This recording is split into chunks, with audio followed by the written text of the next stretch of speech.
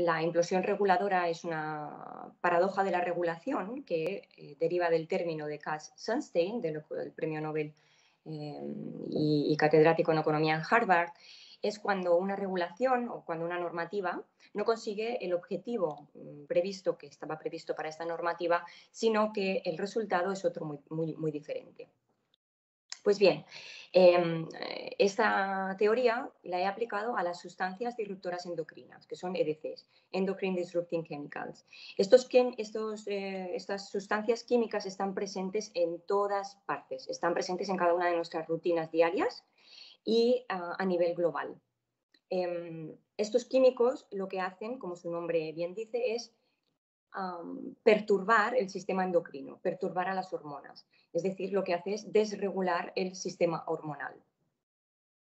Estas sustancias se encuentran, por ejemplo, principalmente en todos aquellos derivados del plástico, del policarbonato, del PVC. Por ejemplo, está el ftalato, que lo que hace es que flexibiliza el policarbonato o el PVC para ayudarlo a crear toda una serie de objetos que después están en contacto con nuestra vida diaria. También los podemos encontrar en las cremas hidratantes, en la pasta de dientes, en la resina epoxi cuando vas al dentista. También lo encontramos en todos aquellos elementos, por ejemplo, electrónicos, las computadoras, por ejemplo, porque el BPA, el conocido bisfenol A, es un retardador de la llama. Así que lo hemos puesto por todas partes para que los objetos no hagan llama. Pues la ropa, por ejemplo, de poliéster también contiene BPA, los muebles, a todo nuestro alrededor estamos rodeados de BPA. Bueno, todas estas sustancias, también los organoclorados, las dioxinas, todas estas sustancias químicas, lo que sucede es que no se están regulando a nivel mundial.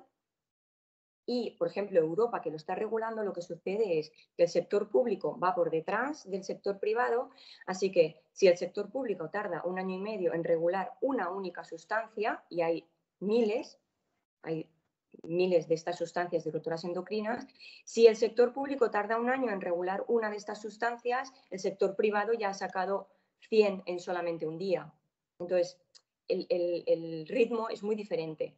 Si el sector público regula el BPA y lo prohíbe, el sector privado crea el BPS o el BPF, que es exactamente lo mismo, solo que cambia la formulación química, pero que hace el mismo, que agrede igualmente al organismo y también al ecosistema. Por lo tanto, el problema es es muy grave.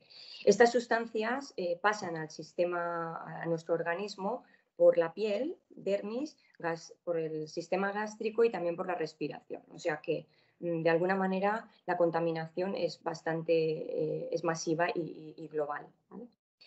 Pues bien, ¿qué hacen estas sustancias que ya hemos visto que están en todas partes y a nivel mundial? ¿Qué es lo que hacen? Lo que hacen es bloquear las hormonas. Por ejemplo, principalmente lo que hace es bloquear la testosterona masculina. ¿Qué produce esto? Por ejemplo, en los animales. En los animales ya hace décadas que se está estudiando que lo que sucede en la especie animal es que esa especie concreta que ha sido expuesta a estos disruptores endocrinos desaparece, acaba por extinguirse, porque macho, la testosterona del macho queda bloqueada, de manera que generación tras generación deja de tener aquellas particularidades del macho, por lo tanto pierde las cualidades para poder procrear en esta especie. ¿Bien? Entonces, lo que se le llama científicamente es que estamos estrogenizando las especies con estas sustancias. Pues bien, vamos a ver qué sucede con el ser humano. Generalmente, en todos los estudios que vais a encontrar, si los buscáis, están todos enfocados al cáncer, porque estas sustancias, lo principal, lo que más causan es cáncer. Cáncer en el sistema reproductor y, bueno, cáncer de mama, cáncer de próstata en el sistema reproductor. Pero además de otro tipo de cánceres. Pero vais a encontrar casi todos los estudios vinculados al cáncer, a la diabetes o a la obesidad, que también son causa de obesidad y diabetes porque afectan a todo el sistema endocrino de tiroides. ¿Bien? Sistema endocrino, recordemos, está también en el sistema reproductor, pero también en el neuroendocrino o en la tiroides. Bien, ¿cómo funcionan las hormonas? Las hormonas funcionan, es un sistema muy elegante. Con esto quiero decir que modificando una sola hormona funciona como un efecto dominó y modificas todas las funciones del resto de las hormonas. Ni siquiera los médicos endocrinos conocen a día de hoy cuál es la repercusión de una perturbación hormonal. Porque cuando sabes para qué funciona una hormona, al estar todas vinculadas, todas determinan la funcionalidad de las otras. ¿De acuerdo? O sea, la gravedad es bastante, ¿vale? La gravedad es mucha. Vamos a lo que sucede con la especie humana. Este es el estudio concreto que yo he realizado.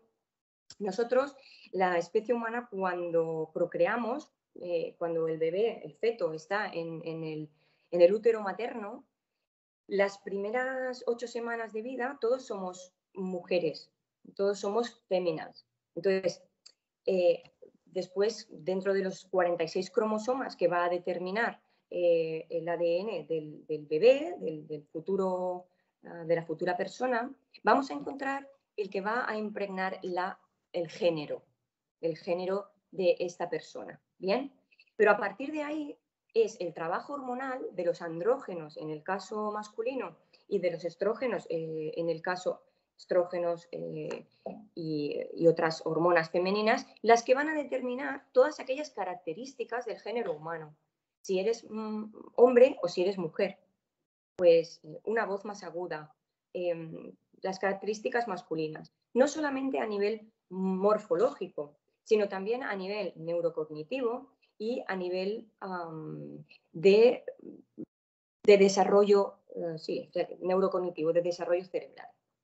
Pues bien, existen ya cientos de estudios que determinan que efectivamente el cerebro masculino no es como el cerebro femenino. Tenemos diferentes funcionalidades y diferente manera de decodificar la información que nos llega del entorno externo.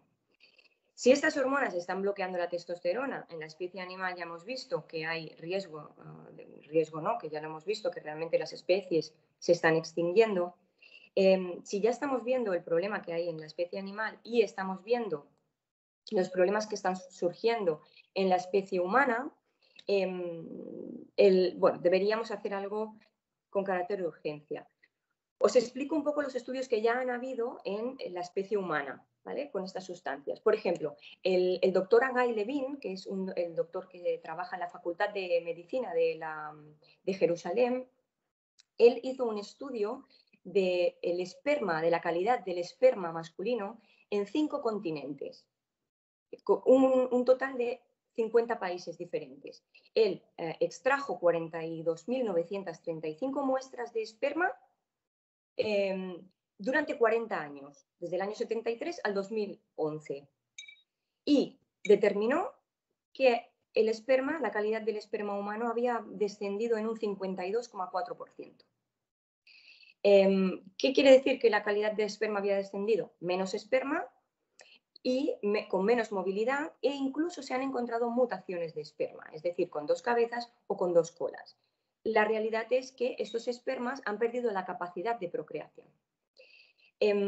También se han hecho estudios en los cuales se han encontrado microplásticos ya en las heces humanas. Esto significa que ya estos plásticos han pasado por todo el sistema gastrointestinal y, por supuesto, todo el sistema endocrino.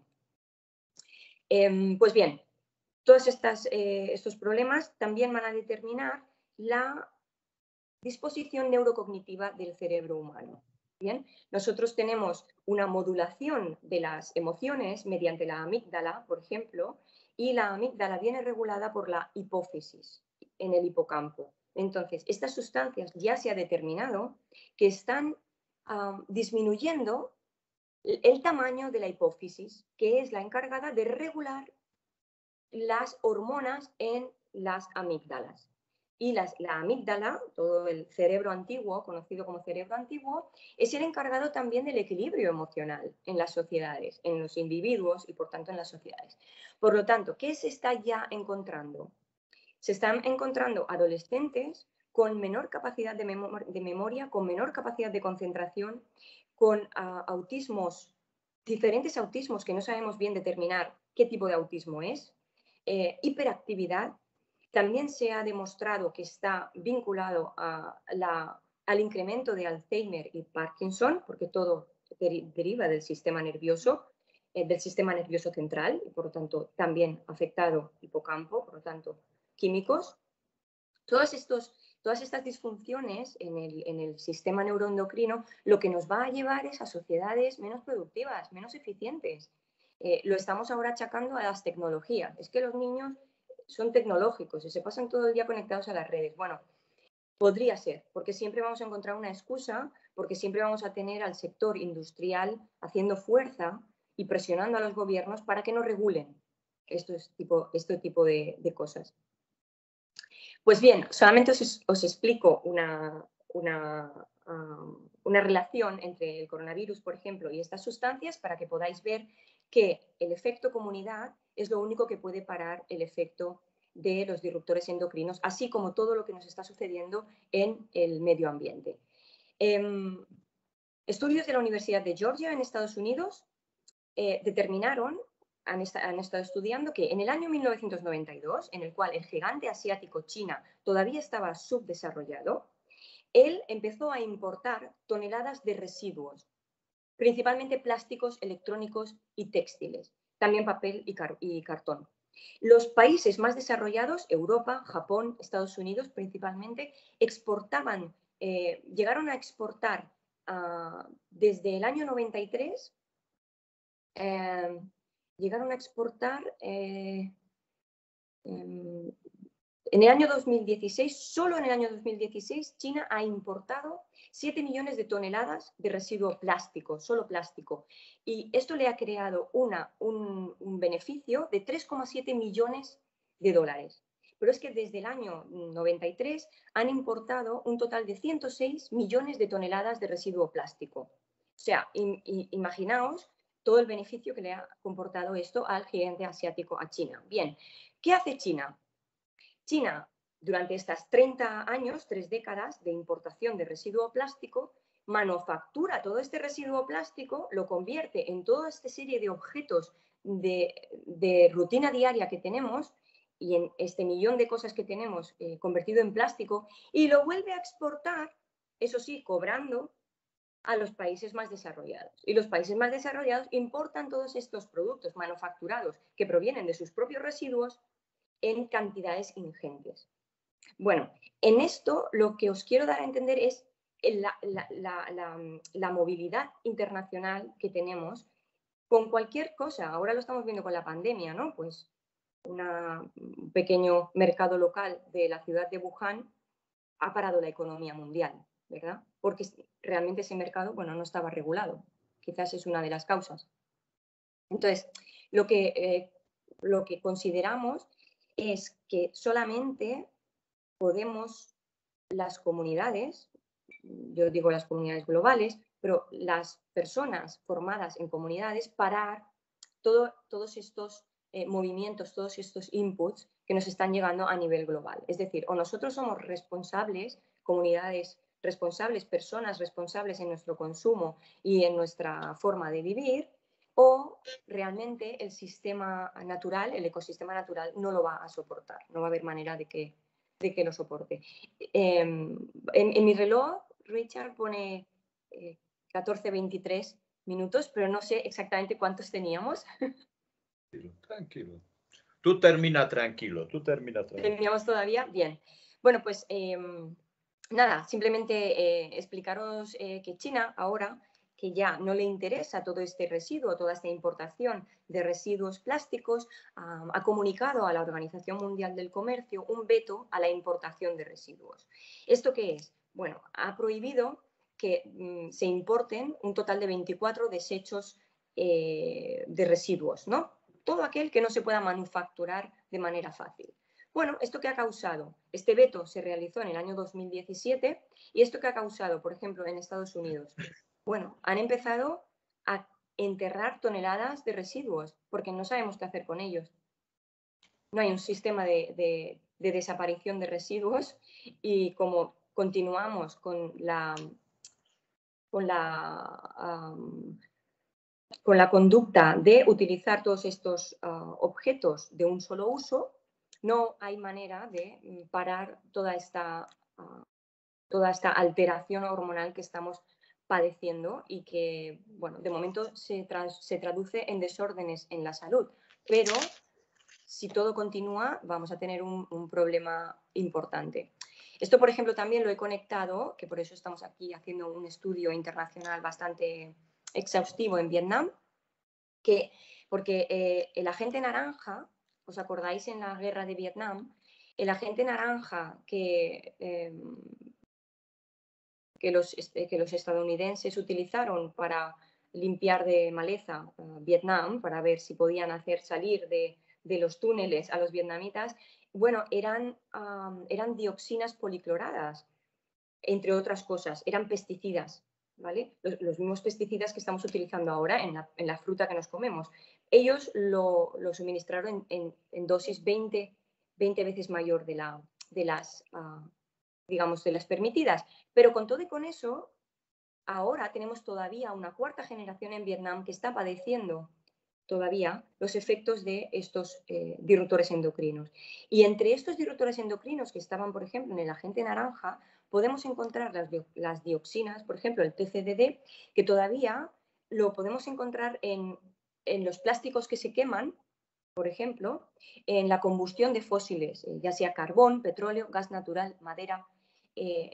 También encontramos el tetraclorodibenceno, que era uno de los compuestos del agente naranja. O sea, quiero decir que ya sabemos qué hacen estos alteradores endocrinos en el organismo humano, porque lo hemos visto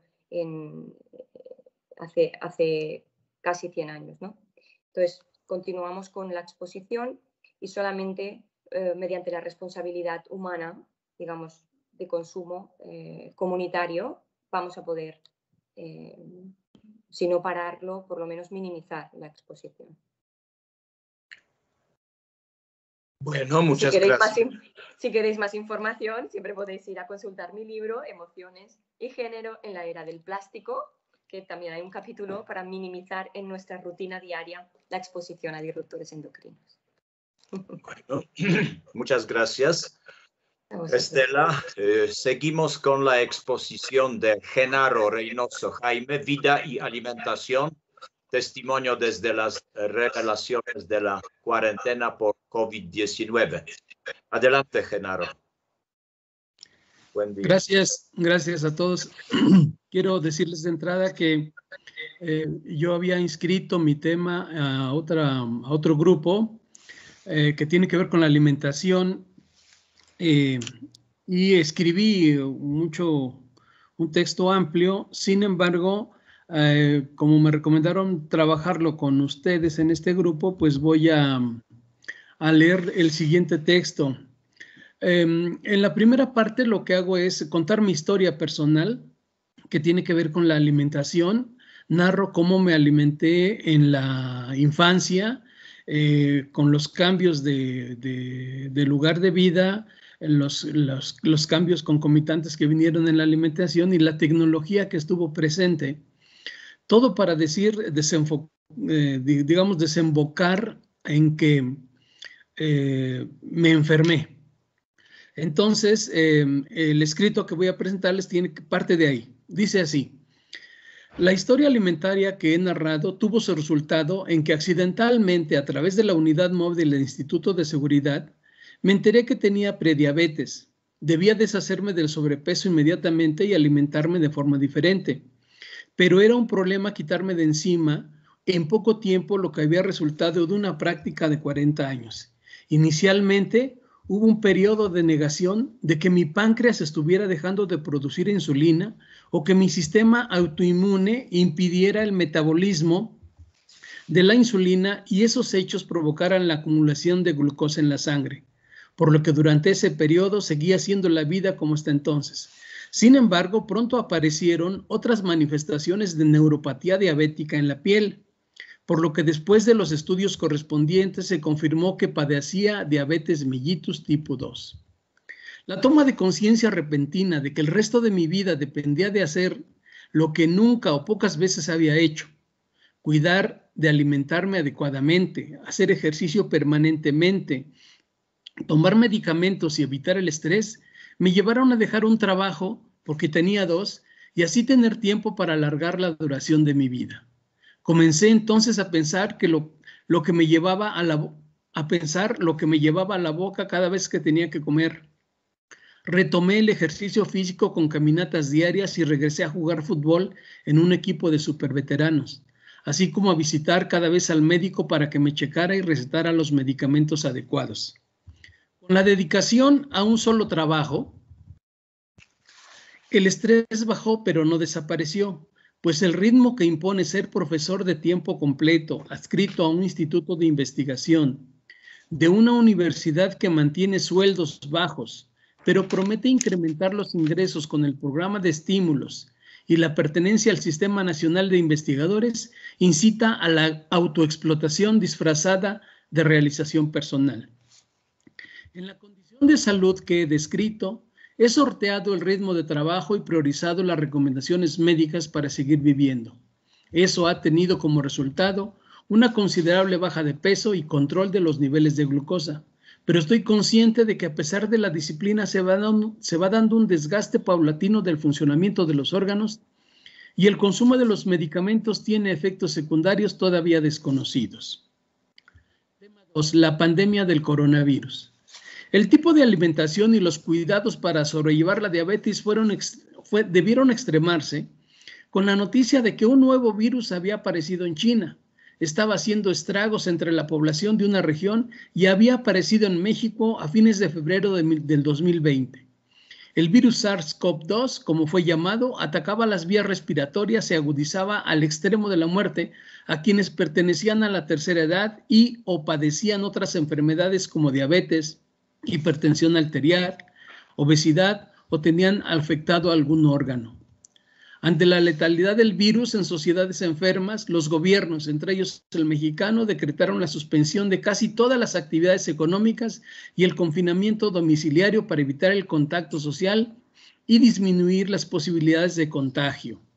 La principal razón para tomar esas decisiones era que el sistema de salud heredado de los gobiernos neoliberales no tenía capacidad para atender a todos aquellos que enfermaran en una sociedad que funcionara normalmente en su interacción cotidiana.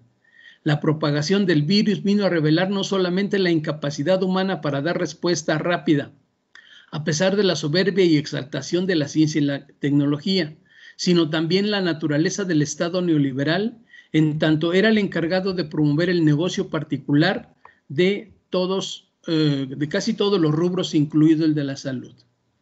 La cuarentena de paralización de actividades económicas y de confinamiento social se fueron suavizando a través de un instrumento análogo a un semáforo, el cual consiste en evaluar la disposición de camas de hospital y con respirador artificial para permitir la reiniciación de actividades económicas y sociales que implican la interacción y, por tanto, la posibilidad de contagio. Al mismo tiempo, se evalúan la cantidad de contagios y la letalidad del virus por entidad y municipio para tomar decisiones regionales de apertura de actividades. Sin embargo, actividades como las educativas han tenido que reiniciar a distancia con el uso de Internet, diversas plataformas y aplicaciones que permiten la comunicación virtual entre sujetos. Luego entonces, entre los efectos de la pandemia estuvo la reducción del contacto humano para evitar el contagio.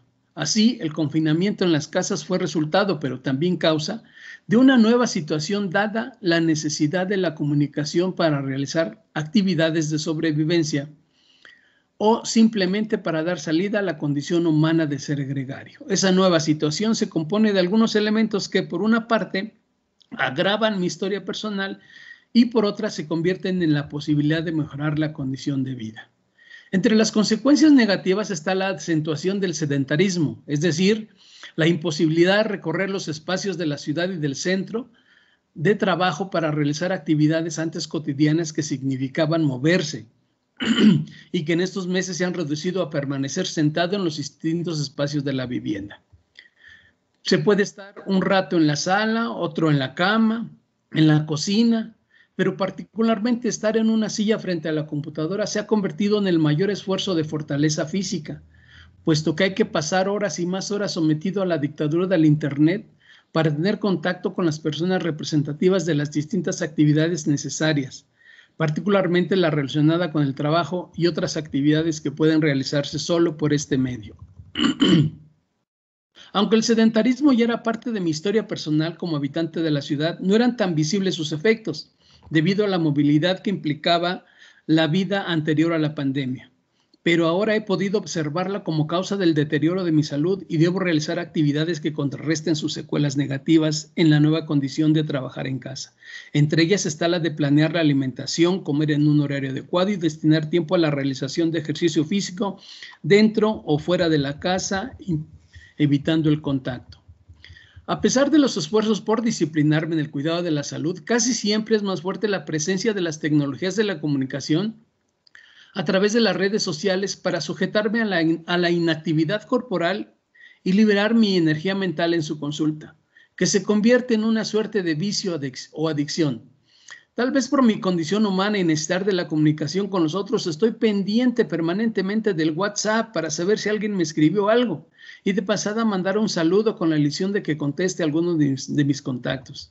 Lo mismo sucede con el uso del Messenger del Facebook, pues en cuanto suena el tono característico o se activa el número de los mensajes en rojo, se despierta la necesidad de responder y entonces mandar mensajes a otros contactos que se vean activos en la pantalla. Inclusive, las aplicaciones de Internet te dan valor para decir por escrito lo que de manera presencial se dificulta. La estructura de las aplicaciones está construida precisamente para atrapar y mantener secuestrado a quien como yo hace uso de ellas. Ya sea la necesidad de comunicación bien explotada por las tecnologías de la Internet o la angustia que provocan las situaciones de la vida o el trabajo específico, como la producción de conocimiento, lo cierto es que la consulta de las redes sociales como el Facebook adquiere un sentido negativo cuando en la búsqueda de dispersar o olvidar las preocupaciones, comienzo a revisar lo que se ha publicado o se ofrece a través de propaganda y encuentro diversidad de informaciones lógicas, falsas o exageradas que satisfacen algún aspecto de mi compleja personalidad, como videos de caídas, accidentes o chistes, animales atrapados o que muestran su naturaleza en su hábitat, mensajes de autoayuda y superación, videos musicales o de baile y otras. El mayor efecto es negativo, pues se dedica el tiempo a búsquedas no planeadas. El lado positivo consiste en la obtención de información que enriquece el conocimiento. El riesgo es creer las noticias falsas. La dependencia negativa del Internet durante el encierro por la pandemia tiene posibilidades de equilibrarse con otras actividades personales que me ha permitido llevar a cabo a pesar de la imposibilidad de la interacción presencial. En primer lugar, está la continuación del trabajo de docencia e investigación con el uso de múltiples plataformas que permiten la comunicación virtual, por lo que los docentes nos vimos obligados de golpe a tratar de entender el funcionamiento de esas plataformas. Otras actividades complementarias de la educación, como las reuniones, exámenes, envío de documentos, se hacen también por estos medios y hay que usar la computadora. El uso de Internet ayuda en la construcción de una nueva normalidad, no solo porque se pudo seguir trabajando a la distancia, sino porque pude ver y oír todos los días la conferencia sobre salud. La nueva normalidad en el mundo académico y seguramente en otras esferas depende de la tecnología en tanto se busca seguir con la investigación y la difusión, aunque con limitaciones y enfoques de investigación y se siguen escribiendo páginas y libros fundamentalmente de investigación humanística, otros científicos tendrán que correr el riesgo del contacto personal o modificar sus protocolos. También se puede tener acceso a noticieros, eventos, etcétera, etcétera. Las oficinas gubernamentales empiezan a utilizar el Internet para los trámites, aunque todavía siguen siendo engorrosos y lentos. Supongo que la historia personal que se ha narrado se parece en varios aspectos a la historia de otros, y eso hace que se puedan apreciar efectos parecidos en muchas personas como circunstancias y situaciones de dimensión social. De esa manera puede señalarse que el confinamiento a que llevó la pandemia negó la posibilidad de trabajo de quienes viven al día y al cierre de empresas y pérdidas de empleos a quienes tenían una plaza permanente o semipermanente. En ambos casos, miles de personas disminuyeron o perdieron su ingreso y con ello una disminución drástica en el nivel de vida. Sin embargo, los efectos económicos negativos también están buscando resarcirse en el uso de la tecnología en lo que se llamó el teletrabajo y con la apertura paulatina de los centros de trabajo con los cuidados necesarios y el uso de tecnologías sanitizadoras o desinfectantes. Secuencia casi lineal: pandemia, confinamiento, adicción virtual, incomunicación familiar, violencia, tal vez sea una de las consecuencias negativas más importantes, pero poco visibles porque ocurren y quedan al interior de la célula social. Pero también se presentan problemas en ámbitos tan abstractos que involucran el total de la sociedad como el de la política, donde el ejercicio y la lucha por el poder también se adecuan a las circunstancias y se da a través del uso de la tecnología. Desde el gobierno se toman decisiones y se comunican a los gobernados a través de las redes sociales, buscando la legitimidad. Desde la oposición, el discurso deslegitimador encuentra vehículo en las redes sociales. Desde ambos extremos se busca el consenso social, aun cuando las fake news sean el recurso más utilizado. Finalmente, perspectivas. Con el cuidado de mi alimentación, consumo de alimentos y ejercicio físico, tengo esperanza de sobrevivir a la pandemia. Con fuerza de voluntad trataré de intensificar el uso positivo de la tecnología y evitar la adicción ciega de consumir basura virtual para comunicarme con las personas con quienes convivo y así mantener la unidad familiar a través de la convivencia diaria. Espero tener fortaleza para controlar el uso negativo de Internet, para no perder tiempo y concentrarme en mis actividades de docencia, investigación y difusión en las nuevas condiciones de virtualidad para producir conocimiento que me sirva y sirva a los demás. Espero complementariamente que mi centro de trabajo no se convierta en una universidad Microsoft solo porque permita la comunicación entre sus sujetos, aunque los contratos con esa empresa sean opacos y permitan la corrupción. Espero que la ciencia y la tecnología pronto resuelvan la pandemia y regresemos a la convivencia directa y presencial. Finalmente, mi fe en la ciencia de la medicina y sus artefactos tecnológicos para lograr la inmunidad ante el virus, a fin de que volvamos al trabajo presencial y la economía y el funcionamiento social se reactiven, se basa en que todos los humanos debimos aprender algo de los efectos de la pandemia, y ese aprendizaje nos permitirá cambiar y poner al bien de los seres humanos como centro de toda acción gubernamental y de todo desarrollo tecnológico, como yo pienso que debo hacerlo conmigo mismo. Gracias. Muchas gracias, Genaro. Muchas gracias por mantenerse en los tiempos. Pasamos a la siguiente ponencia que corre a cargo de Dr. Sergio González López, Dilemas humanos ante la disrupción tecnológica, la educación y el mercado laboral. Adelante, Sergio. Bien, muchas gracias, Richard. En el caso del tema que me interesa trabajar, fundamentalmente estaría tratando de enfatizar las cuestiones educativas, la cuestión laboral en este entorno de disrupción tecnológica. Ese es uno de los matices en los cuales estaría intentando enfatizar, y sobre eso valdría la pena considerar probablemente dos cosas. La primera, ¿cuál es el contexto pandémico en el que nos encontramos? Evidentemente, de entre las cuestiones que estamos siendo afectados de manera más directa, es el enclaustramiento, distanciamiento social, el temor y la incertidumbre, pero también el uso intenso de la tecnología. Por otro lado, la educación y el trabajo tal vez sean algunos de los principales atributos que tenemos dentro de nuestra condición humana, a diferencia de otras especies, y por lo tanto, dado este carácter, serían en principio actividades estrechamente vinculadas entre sí. Sin embargo, lo que podemos estar observando es que del lado laboral hay una situación estructural que lleva hacia menores tasas, transformaciones significativas en las condiciones del trabajo y también el requerimiento de nuevas habilidades. Por otro lado, es que del lado del sistema educativo existe una distante correspondencia entre las habilidades demandadas por los empleadores con respecto a la propia formación educativa, y finalmente lo que estamos también considerando es que gran parte de los empleos tienen altísima posibilidad de ser sustituidos por las nuevas tecnologías.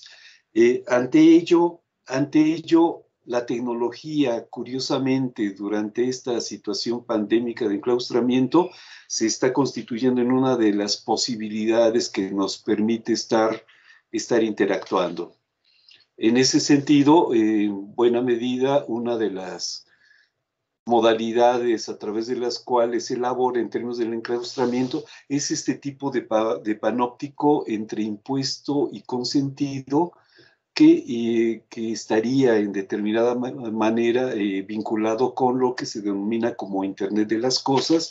Sin embargo, este panóptico consentido también es una forma de control, vigilancia, que probablemente se vea diferente a la idea original del mismo en el siglo XVIII que planteaba Bentham, o por ejemplo en un caso relativamente emblemático en México de una penitenciaría de principios del siglo XX, que actualmente es un archivo de documentos históricos.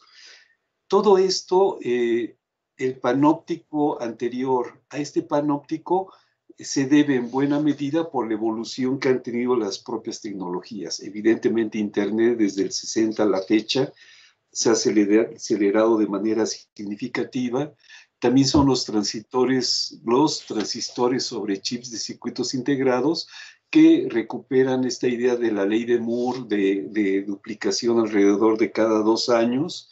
Por otro lado, esta evolución de las telecomunicaciones, donde lo que se encuentra en una disputa no solo tecnológica, sino también política y económica, es la 5G por las implicaciones que tendría en términos de este tipo de operaciones en tiempo real, las transformaciones en la propia producción industrial, que supondría esta sincronización de unidades productivas.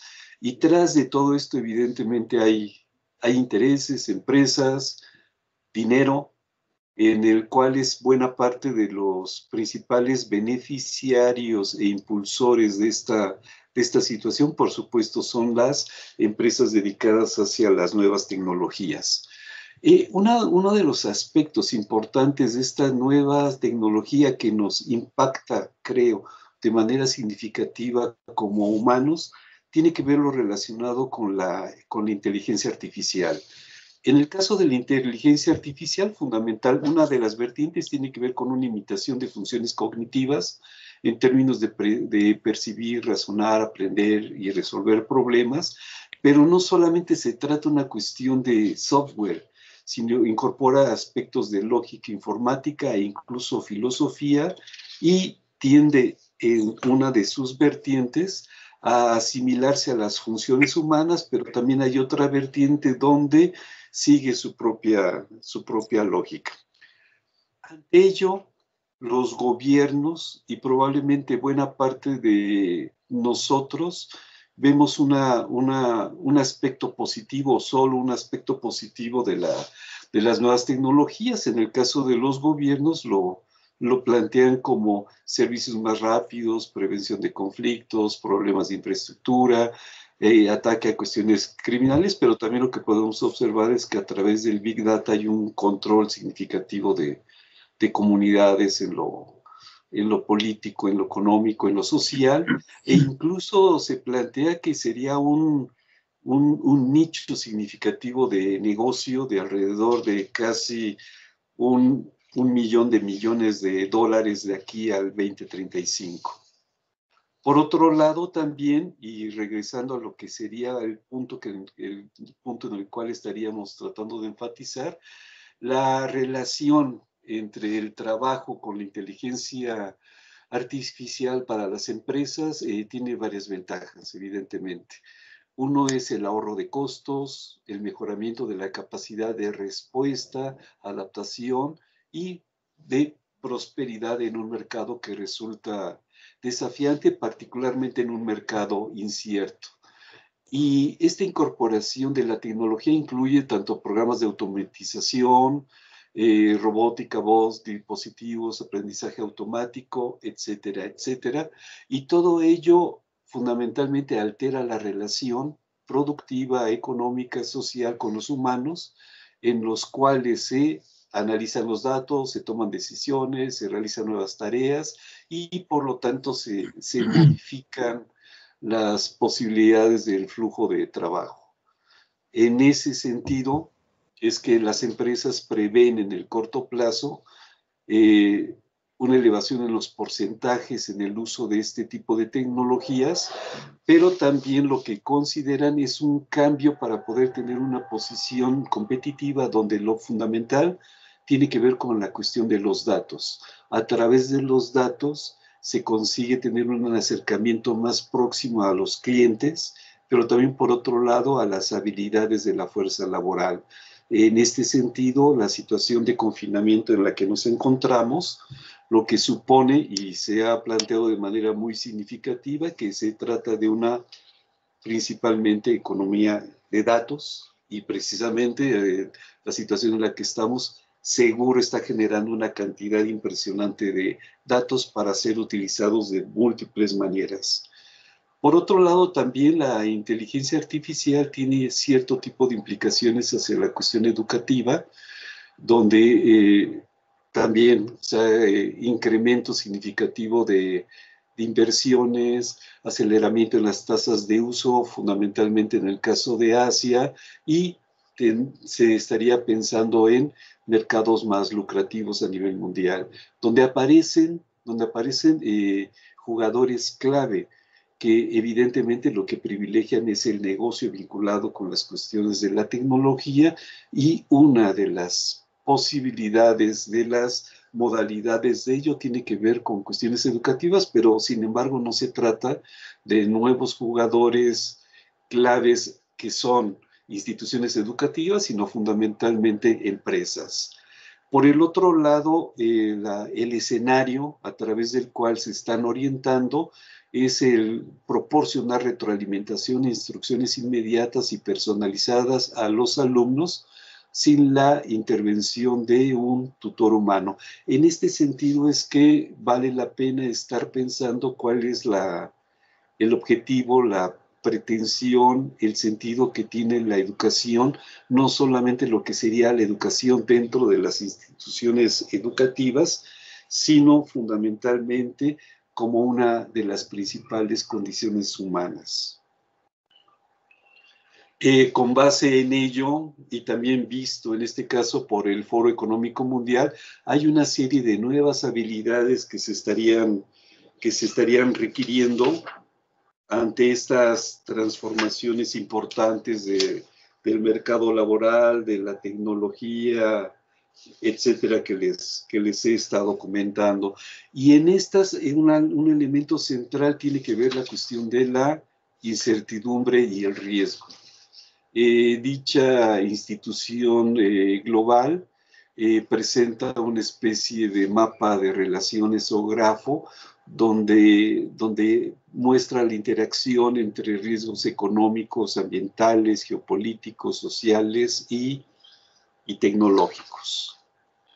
Ante ello, probablemente valdría la pena en esta situación de interreño, de incertidumbre, estar considerando la posibilidad si nos encontramos en una fase de riesgo existencial. Un investigador de Oxford, Nick Bostrom, hace referencia a aquellas condiciones adversas que podrían estar aniquilando no solo físicamente, sino lo que podemos entender como la vida humana, digamos, de manera inteligente. Él presenta diferentes tipologías al respecto en función de su alcance, intensidad, probabilidad. En el caso, por ejemplo, de la que sería más probable, hay algunos aspectos vinculados de manera directa a la tecnología, como cuestiones nanotecnológicas, simulaciones por computadoras, superinteligencia mal programadas, y esto si se trata o no de cuestiones deliberadas o de cuestiones accidentales. Evidentemente también aquí se incluye el autor, no lo mencioné porque me interesa estar resaltando la cuestión tecnológica, pero aspectos de pandemia, contaminación, etcétera. Y hay varias cuestiones que valdría la pena tomar, sí, Richard, que valdría la pena tomar con respecto a las características de estos desafíos. Uno primero es que difícilmente vamos a poder estar aprendiendo de errores.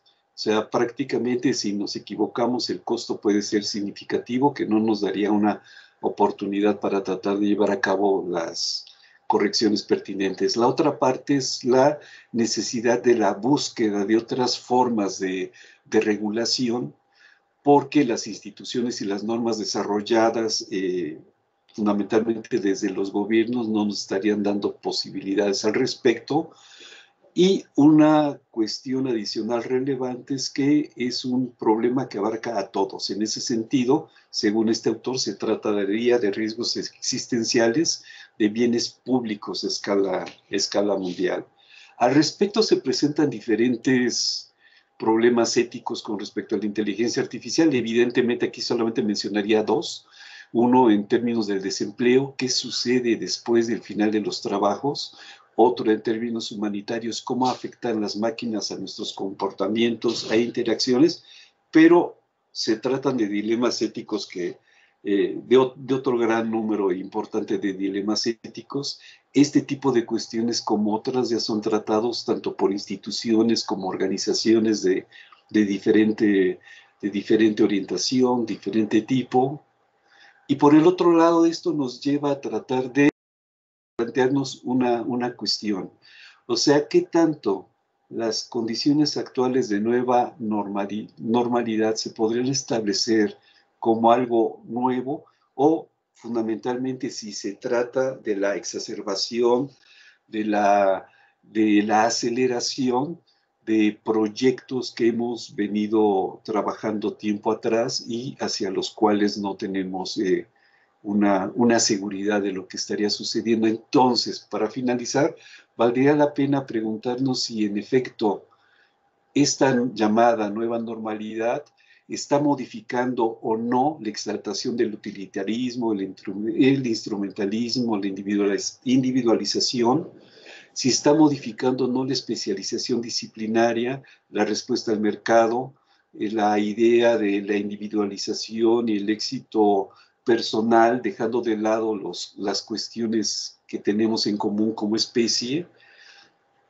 y si la revolución tecnológica está modificando esta presencia significativa y impositiva, o está propiciando o no las relaciones humanas. Muchas gracias.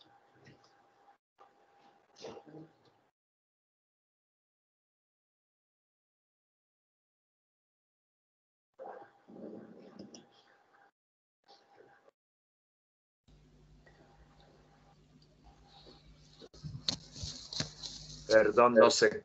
Aunque le di clic, no se activó. Gracias, Sergio. Gracias también por acatar tiempo. Esto nos ayudará en tener tiempo para la discusión. La siguiente ponencia corre a cargo de Ramiro Salazar y María Alejandra Silva.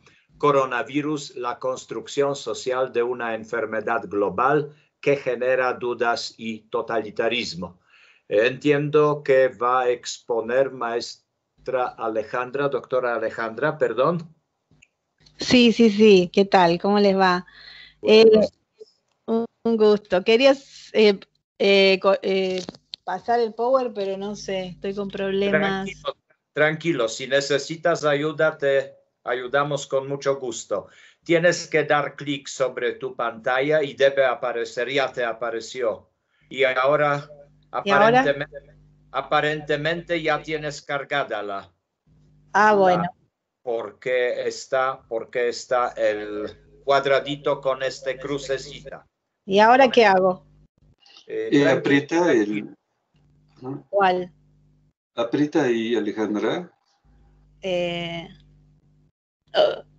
hice? Ah, el cuadradito aprieto. Sí, a la derecha. ¿Abrir bandeja de uso compartido? No. Sí. Sí. A ver. No, no me abre.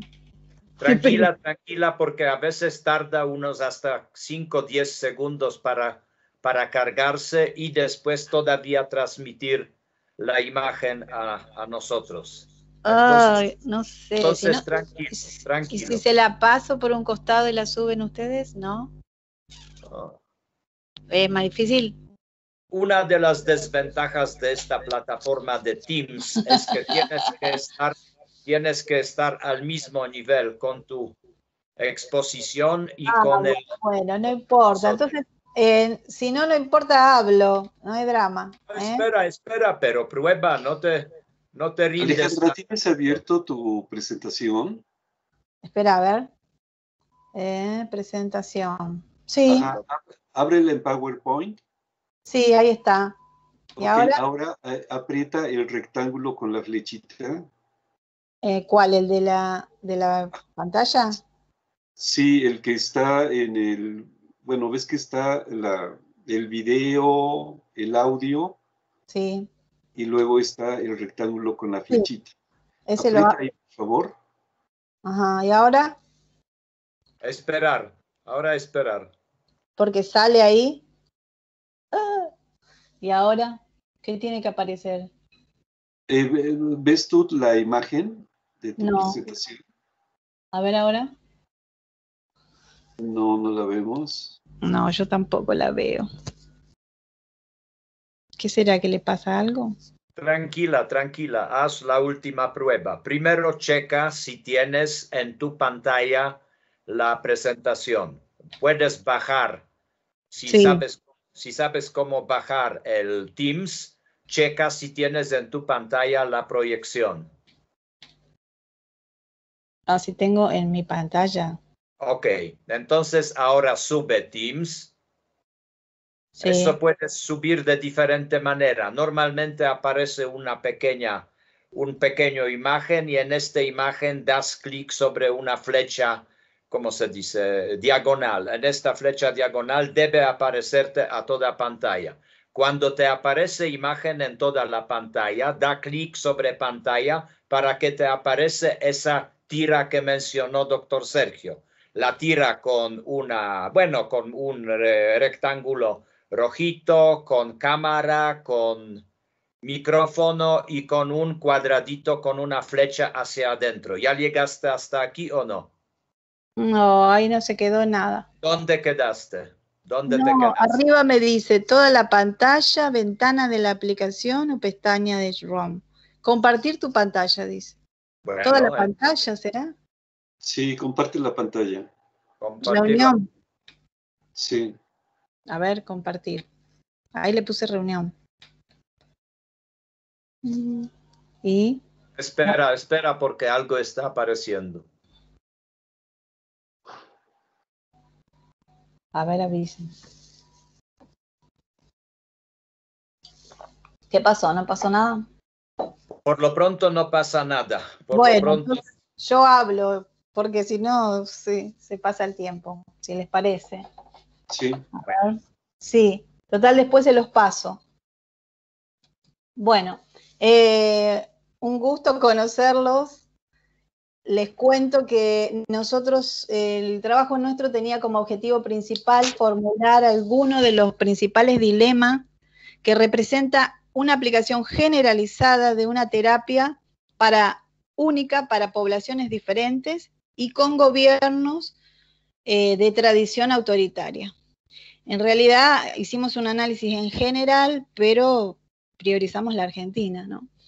El trabajo tiene como referentes teóricos a epidemiólogos sociales.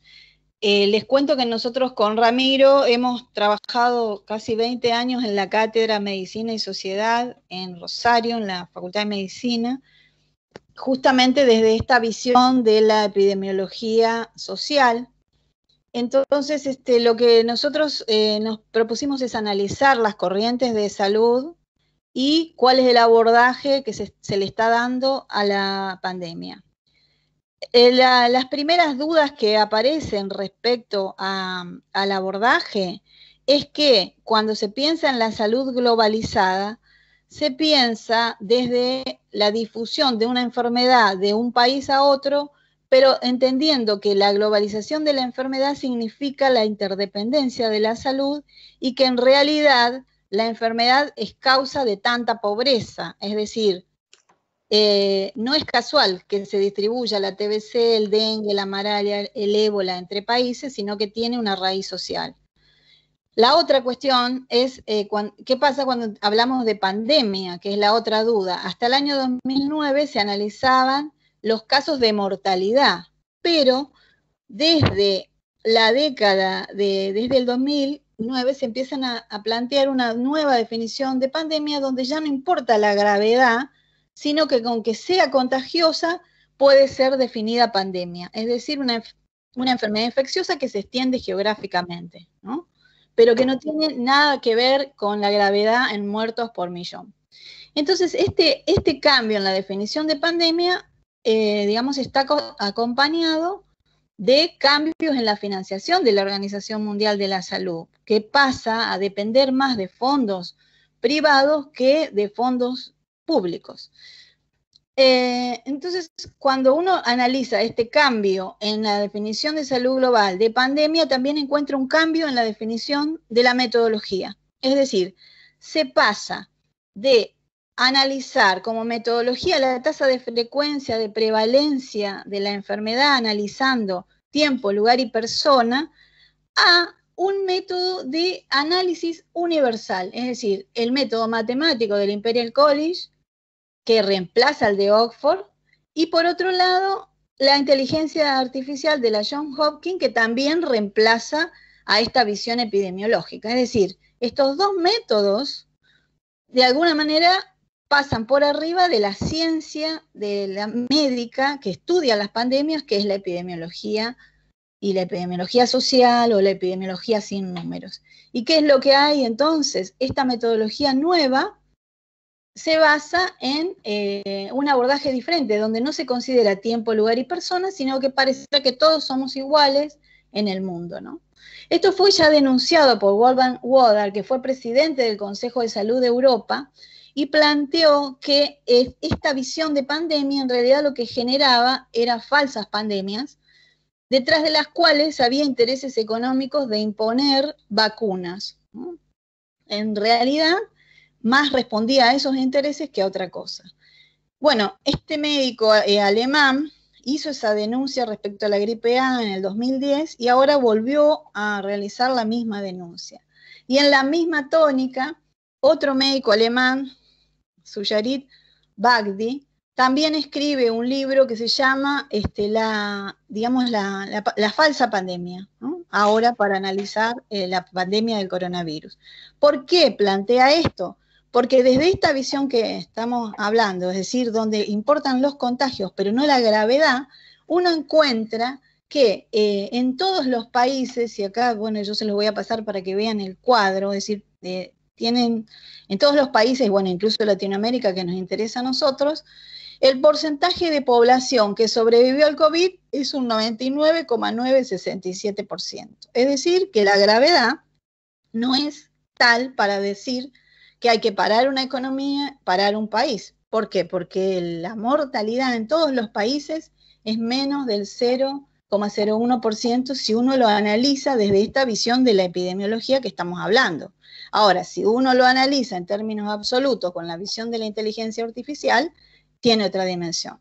Entonces, ¿qué es lo que pasa con el coronavirus? Bueno, en realidad hay vaguedad y ambigüedad que parten desde el mismo origen. Es decir, ya en el origen hay dudas respecto a si es un virus natural que aparece en el mercado de Wuhan o en realidad es un virus modificado uniendo el SARS-2 y el virus de HIV, como lo señaló el Premio Nobel de Medicina 2008, que es el médico Montaner, descubridor del SIDA. También declararon lo mismo la viróloga y autora del libro La plaga de la corrupción, la médica Judy Mikovits, el doctor Rashid Buttar de California, también muy conocido. Es decir, hay dudas en el origen del virus, hay dudas en el test. Bueno, estos test en realidad detectan la presencia del material genético del virus, pero no necesariamente implica que habrá evolución a una neumonía, ¿no? Y en esto hay varios estudios. Nosotros con Ramiro formamos parte de un grupo que se llama Epidemiólogos Argentinos Metadisciplinarios, que, digamos, si uno analiza socialmente o políticamente, serían grupos como de crítica o de resistencia a la visión que está tomando esto y a las medidas que se están adoptando. Bueno, en Argentina hay varios grupos de médicos por la verdad, abogados por la verdad y también bioquímicos y farmacéuticos. Entonces hay dudas también en qué otra cosa, en la gravedad, lo que les decía. Dudas en la cantidad de casos y de contagios. Por ejemplo, hay países como España y, bueno, y Argentina mismo han cambiado la definición de caso a lo largo de 7 meses de tal manera que ya no hay ni un criterio para medir. Es decir, el primer momento eran problemas respiratorios, después ya se agregó diarrea. Un día el ministro dijo cualquier resfrío es COVID. Perdón, o sea, ¿cómo cualquier resfrío? Digo, este es el nivel de vaguedad y ambigüedad científica en los datos, ¿no?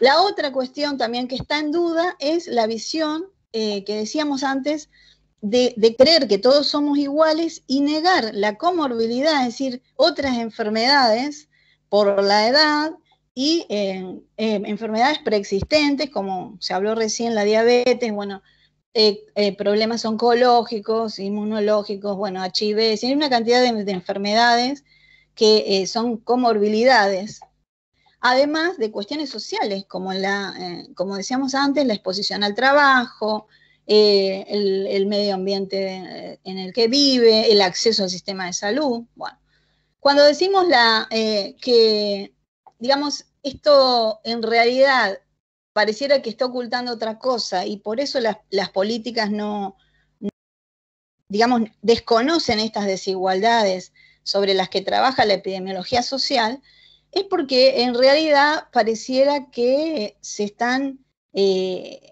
resolviendo otras cuestiones, ¿no? O se están planificando otras cuestiones. Lo primero que uno encuentra es el evento 201 que se generó en el mes de diciembre del año pasado, es decir, cuando todavía no había aparecido supuestamente el COVID. En este evento estaba la Organización Mundial de la Salud, estaba China, el Foro Económico Mundial, los representantes de Facebook, de medios de comunicación, la Fundación Bill Gates, es decir, y Johnson & Johnson. ¿Qué es lo que hicieron en este evento? Ellos ahí plantearon una supuesta pandemia, ¿no? Y simulan una pandemia, que casualmente era de coronavirus. Y en ese encuentro ellos planean cuáles son las acciones económicas, políticas y de salud que debían implementarse para resolverlo. Por ejemplo, el lockdown, por ejemplo, que no hubiera más viajes, que no se comunicaran las comunidades, que aparecieran créditos de los organismos internacionales, el Banco Mundial, el Fondo Monetario, como aparecieron en Argentina, para resolver el problema, y digamos la solución de pensar en qué solución había detrás de esto, ¿no? La vacuna, ¿no? Entonces, qué casualidad que todos los organismos se reunieron en el mes de diciembre, pero esto no solo es casualidad. También en Ruanda se reúnen representantes del Partido Demócrata con la Fundación Bill Gates y definen la ley COVID-19 de pruebas, alcance y contacto con todos, que se llama TRACE. Esa es una investigación que hicieron Moynihan y Doyle en Estados Unidos sobre esta reunión, ¿no? Entonces, cuando uno empieza a analizar qué es lo que está atrás, otra cuestión que uno encuentra es cuáles son los problemas económicos detrás, ¿no? Y lo que nosotros encontramos es el libro de Klaus Schwab, director del Foro Económico Mundial, que se llama COVID-19 y el gran reinicio, ¿no? Es decir, pareciera que el COVID sirve para otras cosas, ¿no? Es decir, o tiene la cara de COVID, pero en realidad tiene otros intereses. Y nuevamente aparecen, como se enumeró hace un rato, los grandes grupos de la industria de la tecnología concentrados que están detrás de esa reunión, de estas reuniones que estamos diciendo, y que aparecen hoy como actores fundamentales, ¿no? Además de las industrias farmacéuticas de la vacuna. Ahora, lo que nosotros encontramos como una respuesta a estas políticas de la pandemia que van acompañadas, como bien planteó Sergio, de una vigilancia digital, un totalitarismo orwelliano y una vigilancia digital, con un papel fuerte de los estados, incluso policial, ¿no? Es el surgimiento de grupos de resistencia, de médicos, ¿no? Médicos por la Verdad en España, Médicos por la Verdad en Alemania, una comisión extraparlamentaria de investigación en Italia, bueno, en Estados Unidos, como les planteaba, y en Argentina han surgido varios grupos cuestionando este abordaje de la pandemia, lo cual nos está planteando que efectivamente esto es más un asunto político que una cuestión sanitaria, porque nunca en la vida aparecieron médicos organizándose y denunciando el abordaje y diciendo somos médicos por la verdad, ¿no? Nunca, ni en Argentina ni en ninguno de estos países, ¿no? Entonces, cuando uno analiza la Argentina, ¿qué es lo que encuentra? Bueno, nuevamente todo esto que estábamos planteando antes, es decir, un abordaje vago y ambiguo de la pandemia, una aparición de un Estado que concentra el poder más allá del poder judicial y legislativo y que impone protocolos de abordaje del problema por encima del saber médico, por encima de los colegios profesionales, de las facultades y de cada provincia y autonomía provincial, ¿no? Es decir, esto va de la mano de políticas de biometría, de láser, de aplicativos que otorgan el permiso de circulación. Alejandra, se te quedaron 3 minutos, por favor. Perfecto. Entonces, evidentemente, digo, esto tiene que ver con lo que planteó también Sergio, de que estos mecanismos se dan dentro de un marco de panóptico consentido, ¿no? O sea, ya estamos viviendo en un contexto de Internet de las cosas, como dice Sergio, y de manera que esta digamos, difusión de la pandemia que está tan cuestionada, como tal, digamos, a nivel conceptual, va de la mano de mecanismos psicológicos, de la psicología de masas, ingeniería social, ingeniería lingüística, lavado de cerebro típico de la secta, que fue cuestionado por muchos autores. Entonces nosotros creemos también que hay muchos dilemas que se plantean después de este abordaje, que son nuevamente, como lo planteó Sergio, el dilema entre lo global y lo local, el dilema entre un totalitarismo sanitario o la participación de las asociaciones formadas para tal fin. De manera que los dilemas son si el eje es la epidemiología algorítmica o la epidemiología realmente social, ¿no? Uy, ¿qué pasó? ¿Se cortó? Uy, me quedé sin escuchar nada. Pero nosotros te escuchamos bien. Ah, bueno. Nosotros te escuchamos. Entonces termino. Entonces los dilemas estratégicos son el predominio de la industria farmacéutica internacional versus los entes gubernamentales locales.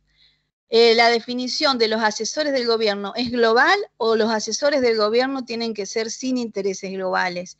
Y los dilemas formativos también, es decir, ¿cuál es cómo tenemos que formar en salud de hoy en adelante para encarar las próximas pandemias? ¿Una formación global o local? ¿Una formación disciplinar o interdisciplinar? ¿Con posiciones impositivas o consensuadas? ¿Acorde a qué? Acorde al tiempo y al lugar y la persona, porque no es lo mismo, digamos, para un adulto mayor nacer en el norte de Argentina, en el nordeste, en la zona de los aborígenes de Salta, por ejemplo, que un adulto mayor de la ciudad de Buenos Aires. Entonces, es evidente que el otro dilema formativo es cuáles son los protocolos de atención de los pacientes. Es decir, ¿son protocolos de atención a nivel global o son protocolos de atención a nivel local? Es decir, donde los mecanismos y las políticas implementadas vayan de la mano de las realidades regionales y locales y de una articulación con el sistema local de salud y con los organismos locales, cosa que hasta el momento, por ejemplo, en el caso de Argentina, no ha sucedido. Así que bueno, muchísimas gracias y perdón por el problema técnico. Bueno, muchas gracias por tu presentación, Alejandra. También gracias por acotar los tiempos. Yo creo que tenemos 4 exposiciones bastante interesantes que presentan diferentes puntos de vista en aspectos que al final tienen una plataforma común. Esta plataforma común son sin duda nuevos retos que estamos enfrentando con estos nuevos tiempos desde diferentes ángulos, ¿no? El ángulo que nos presenta Estela se refiere a introducción de estos productos químicos que nos están atacando y están llevando a algunas consecuencias. Lo que presenta Genaro, yo diría que es el ángulo de la experiencia personal, cómo respondemos a estos nuevos enfoques de pandemia. Sergio presenta estos dilemas humanos ante lo que él llama disrupción tecnológica. Esta disrupción tecnológica es un término, yo diría, bastante acuñado, pero también bastante discutible, porque cada aparición de nueva generación de tecnología provoca estas dudas. ¿Ya estamos frente a disrupción tecnológica o es continuidad? Y por último, lo que presenta Alejandra es, yo diría, interesante problema. ¿Cuál es la visión de pandemia o la visión objetiva con las cifras y con eso va a ser una de mis preguntas a ti, Alejandra, o es la visión social de pandemia?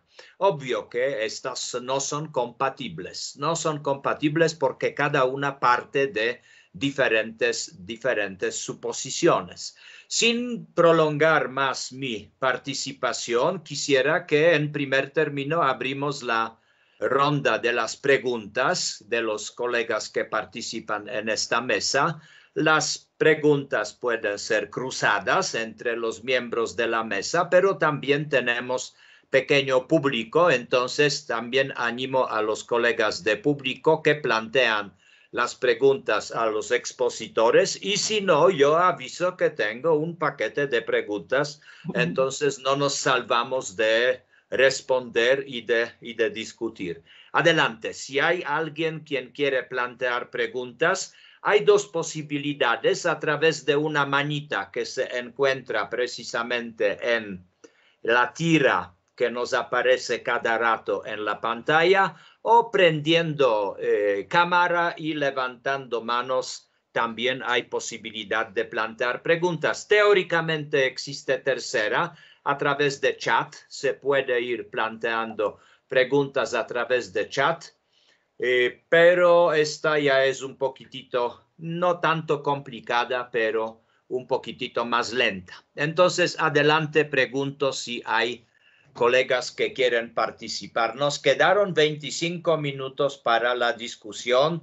Buen tiempo, buen rato, donde podemos ir intercambiando nuestras opiniones. Adelante, abro la primera ronda de preguntas, opiniones, hasta divagaciones. Pediría que no sean muy largas para que damos posibilidad a otros compañeros. Adelante. ¿Hay o no hay? Si no hay, yo empiezo con mi serie de preguntas. Sergio, ¿tú no quieres nada comentar? Tú eres buen discutante. No, bueno, simplemente la parte que quisiera resaltar en el caso particular de esta mesa es el cómo se entrecruzan, o sea, diferentes posibilidades de estar tratando de comprender la problemática en la que nos encontramos, así como los antecedentes de la misma y el futuro que se nos estaría presentando. Por ejemplo, algo que me llamó mucho la atención del trabajo de Estela es que la cuestión tecnológica no necesariamente la parte del robot, o sea, sino hay aspectos que se incorporan en nuestro cuerpo, o sea, que sin darnos nosotros cuenta, están modificando nuestra propia forma de estar interactuando entre nosotros. Entonces, lo que tenemos es esa interconexión, interpenetración de una serie de dimensiones en las cuales estamos en la situación actual. Como bien lo comentaba también Genaro, él hacía referencia a los aspectos como este enclaustramiento le presenta una serie de dilemas en términos personales de salud, las cuestiones de corporeidad, pero también la propia función social que él desempeña como docente en la parte formativa, en la parte investigativa, la cuestión del control, y en el caso evidentemente también de Alejandra, como una cuestión no es meramente sanitaria, sino tiene un altísimo carácter social, político y económico. Esta diversidad es lo que me parece muy enriquecedor de la mesa en la que estamos. Gracias. ¿Alguien? Si no hay, entonces paso a la serie de preguntas. En primer término, a Estela, yo propongo que nos prendemos, por lo menos los que participamos en la mesa, las cámaras para que nos vemos y vemos también nuestras reacciones. Estela, no quisiera que mi pregunta suena agresiva, pero parece que no está a mí Estela, me parece... Ricardo. ¿Mandé? Parece que no está Estela, pero de todos modos... Sí tienes razón, prendí. Probablemente se desconectó o le desconectó el sistema porque no aparece. Ok, entonces dejamos la pregunta de Estela. Solo aviso que le quisiera preguntar sobre famosa implosión reguladora que nos avisó al principio, pero después, según mi opinión, desarrolló poco. En lo que se refiere al Genaro, me gustó mucho tu experiencia, pero tú como cientista social, pienso que deberíamos también ir a alguna esquematización de lo que ocurre en la pandemia.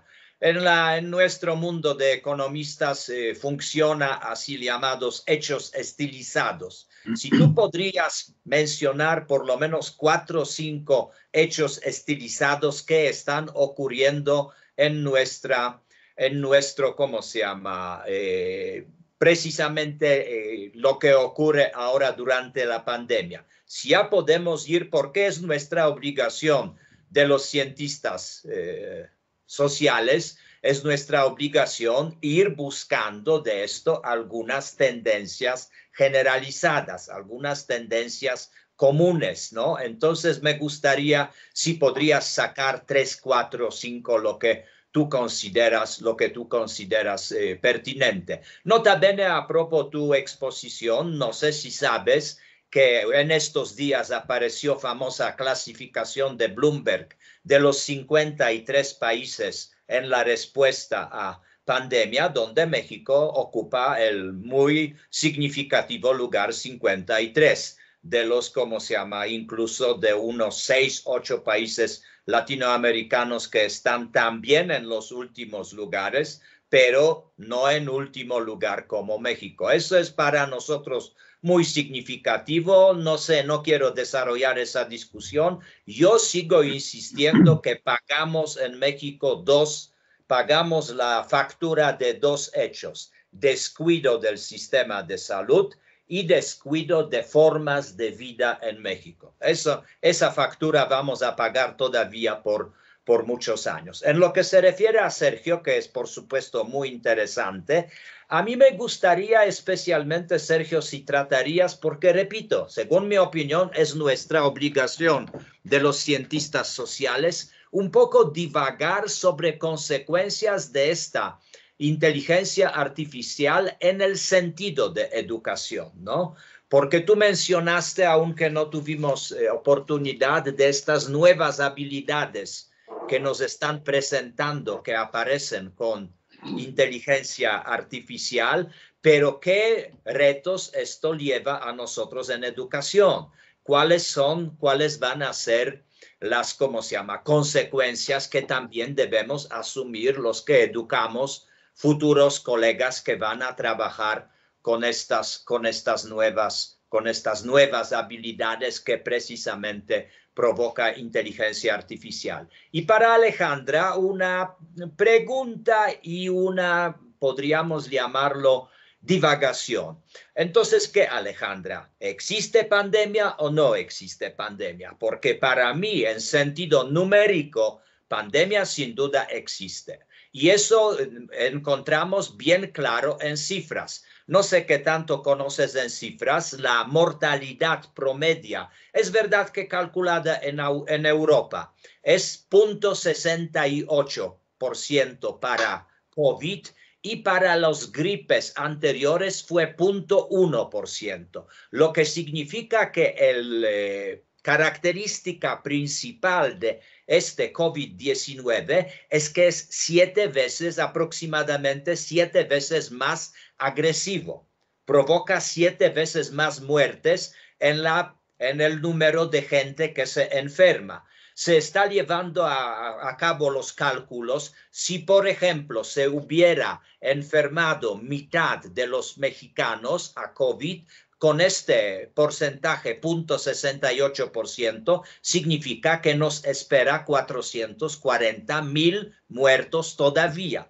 Y ya es en México gran discusión, gran alerta que ya sobrepasamos 100,000, pero eso significaría que apenas estamos en la cuarta parte del día, porque si la gente van a seguir enfermándose, estos 110,000, que ya es escandaloso, que ya es muy difícil de asumir, es apenas cuarta parte de esa vía. ¿A qué me refiero? Para mí, COVID existe, y tú lo muy bien mostraste, en el sentido objetivo, donde hay cifras, donde hay incidencia, y esto se puede calcular, y COVID existe en el sentido social. Eso es sin duda. Hay diferente resistencia de diferentes grupos sociales, hay diferente resistencia incluso geográfica y hay diferente respuesta dependiendo de las condiciones urbanas, condiciones de nivel de vida. Lo que en Estados Unidos, pero yo creo que podríamos difundir a todos nuestros países que COVID es también la enfermedad de los pobres. Eso no significa que no, ¿cómo se llama? No se enferman los ricos o los que estamos en clase media, pero pega básicamente donde no se puede cumplir estas condiciones de no contagiarse de manera tan rápida. No hablando que también encontré, no quiero dar cifras para no hacer fake news, pero encontré cifras escandalosas de 100 personas que entran en servicios de salud pública y 100 personas que entran en servicios de salud privada, y cuánto mueren. Repito, no voy a decir cifras para no difundir fake news, o por lo menos lo que no puedo comprobar, pero dicen que la diferencia es múltiple, por decir. Múltiple de los 100 que entran a servicios de salud pública y de 100 que entran a servicios de salud privada. En otras palabras, de uno salen mucho más, de otros salen mucho menos, ¿no? Y se quedan. Entonces, sin duda, COVID es también pandemia con su dimensión social. Pero esto, para mí, por ejemplo, no quita esta parte objetiva. Parte objetiva es que se enferma mucho más gente, muere mucho más gente, y eso se puede demostrar con las cifras. Disculpe por la demasiado larga participación, pero como se quedaron 3 participantes en la discusión, cada uno de ustedes les queda hasta 5 minutos de participación. Empezamos más o menos en este mismo orden. Como no está Estela, entonces empiezas tú, Genaro. Adelante. Gracias. Sí, por supuesto que sí tenemos formación y perspectiva para, digamos, intentar comprender en forma global y buscar tendencias. En ese sentido, coincido con la última participante, en el sentido de buscar y encontrar elementos para encontrar la tendencia de explicaciones diferentes, es decir, no solamente considerar que el virus fue resultado de una transformación biológica natural, sino que hay elementos para atender a esa idea de que es parte de una conspiración que tiene que ver con el capitalismo, con los intereses de las farmacéuticas internacionales o de los grandes ricos del mundo, ¿no? Entonces, que coincide también, como ella lo dijo, con lo que plantea Sergio, en el sentido de que en la historia de la humanidad, pues los imperios han dominado por las armas, han dominado por la política en el caso del imperio norteamericano, y ahora hay una tendencia al control virtual. Entonces, en ese sentido, existe esa posibilidad de construir una teoría que explique de manera global.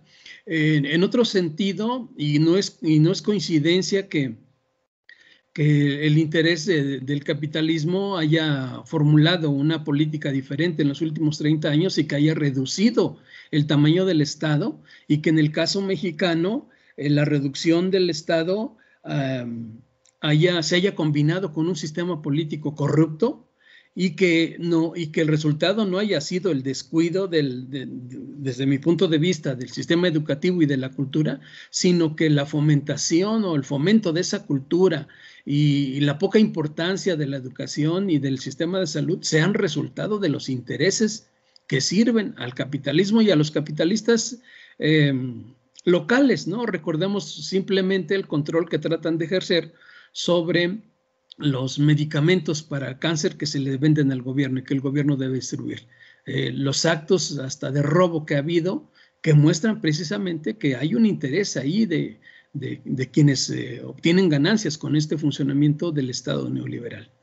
Y también puedo decir que he evaluado en términos de las instituciones. Por ejemplo, en la universidad pública, a pesar del discurso cotidiano de ser la máxima casa de estudios en los estados, en la nación, y estar dedicada a producir conocimiento, pues resulta que no tuvo capacidad de dar ni respuesta histórica, ni respuesta política, ni respuesta, digamos, científica a esta cuestión del virus y de la pandemia, ni siquiera de ofrecer respuestas, ¿no? Entonces ahí están esas visiones que sí, por supuesto, tengo capacidad de apreciarlas.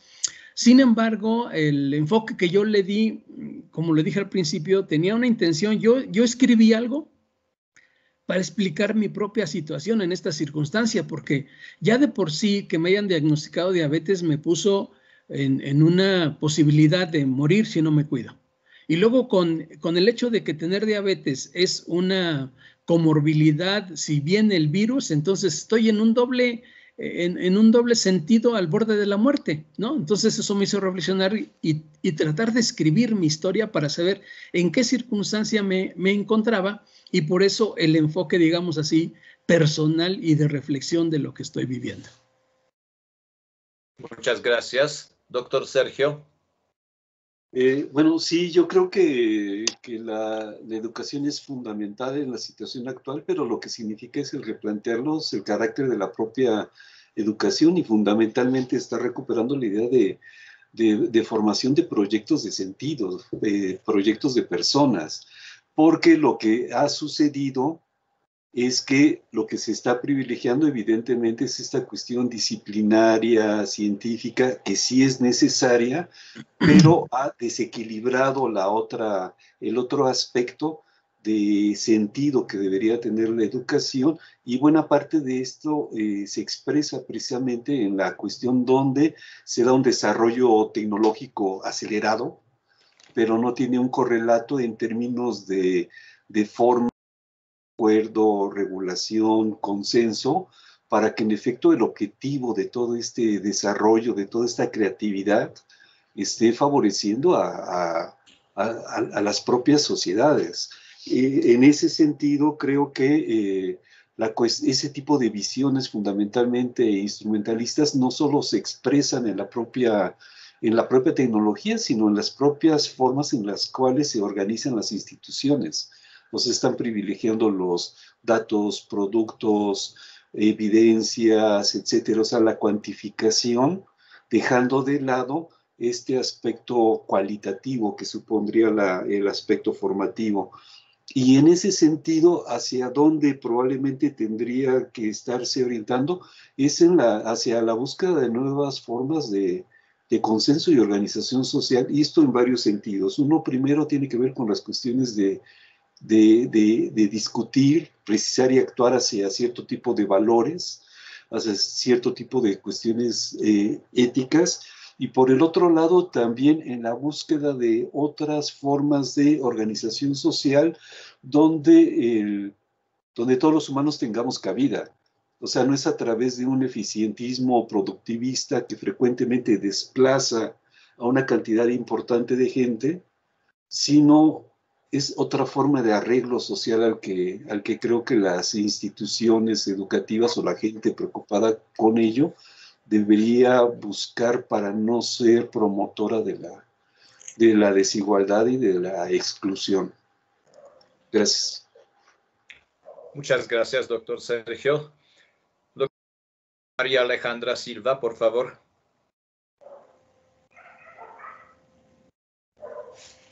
Micrófono. No tiene prendido micrófono. No tiene...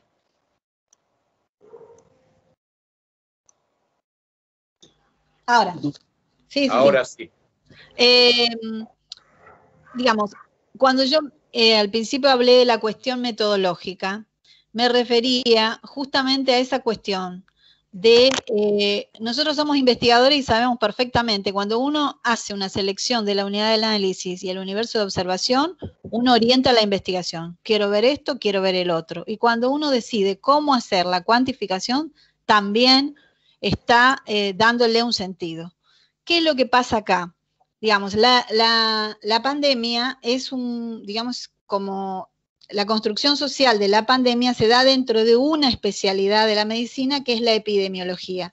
La epidemiología estudia pandemias, endemias y epidemias. ¿Y qué es lo que plantea? Que para yo poder analizar, por ejemplo, que el hantavirus es una epidemia o es una pandemia en, por ejemplo, la provincia de Santa Fe, yo lo que tengo que analizar es la provincia de Santa Fe, analizar las patologías que hay en la provincia de Santa Fe y realmente ver si este hantavirus es tan grave que afecta a toda la población en relación a qué, en relación a las enfermedades de esa provincia, en relación a las enfermedades respiratorias de esa provincia. Por eso analiza tiempo, lugar y persona. Es decir, yo no puedo descontextualizar. ¿Por qué? Porque, por ejemplo, si yo analizaría los problemas respiratorios en la provincia de Jujuy, en el norte de Argentina, y tomaría Perico, que es un lugar de producción tabacalera y de fábrica de cigarrillos, ¿qué pasa? Ahí los hombres en edad de trabajar trabajan en las tabacaleras. Entonces, una cosa es que yo diga que esas patologías son una pandemia y otra es que yo diga que esas patologías en esa ciudad en realidad responden al lugar de trabajo de la mayoría de los hombres en edad de trabajar, ¿no? Entonces, la epidemiología siempre hace un análisis de contexto, ¿no? Lo mismo si yo analizo los problemas de lumbalgia en los obreros de la construcción, yo ya estoy recortando la población y no son lo mismo los obreros de la construcción de Argentina que los de Suiza, que tienen mucha más tecnología, por ejemplo, ¿no? Entonces ya también, por eso digo, me cambia a mí la unidad de análisis y el universo de observación y la población, por lo tanto, tiene otras características. Entonces, en ese sentido, es que, por ejemplo, si yo tomo el mundo, en el mundo mueren 500.000 personas por día de una cantidad de patologías, cáncer, accidente, adicciones, diabetes, etcétera, etcétera. 500.000 personas por día. Entonces, si yo analizo, por ejemplo, cuántos muertos hay de coronavirus, resulta que al día de hoy, en 8 meses, hay 1.500.000, o sea que sería lo que se mueren en ¿cuántos días? En 3 días, en el mundo. Entonces, así es como uno, digamos, analiza la gravedad de una enfermedad y le da el poder de, digamos, de decir, bueno, las políticas tienen que pasar por acá, ¿no? Entonces, en ese sentido, es que se cambió el concepto de pandemia con esa intención, ¿no? De incluir contagio, que contagio es como decimos, la misma Organización Mundial de la Salud en febrero lanza un curso de enfermedades respiratorias y dice esto, dice, si bien el COVID no es una gripe, las formas de prevención son similares. Entonces ellos mismos lo dijeron, es decir, si son formas de prevención similares, ¿Cuál es la explicación para un lockdown, para cerrar una escuela, para que todos andemos con barbijo, para una distancia social en épocas en que ni resfrío hay? ¿No? A eso me refiero, que cuando vos decís la definición de pandemia, ya te permite hacer un abordaje y te hace descuidar el concepto médico propio de la pandemia, ¿no? Es decir, es más, la epidemiología tradicional también hace ese recorte, tiempo, lugar y persona. Es decir, yo no puedo equiparar, por eso decía, no puedo equiparar un adulto mayor que vive en la ciudad de Buenos Aires a un adulto mayor que vive en el medio de la montaña, en la Argentina, en una ciudad chiquita.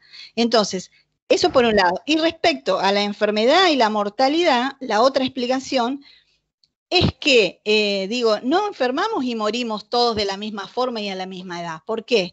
Porque tenemos una trayectoria de vida, una trayectoria laboral, una relación con el medio ambiente, una forma de alimentarnos, como planteó el anterior expositor, una forma de educarnos, y tenemos un capital cultural determinado.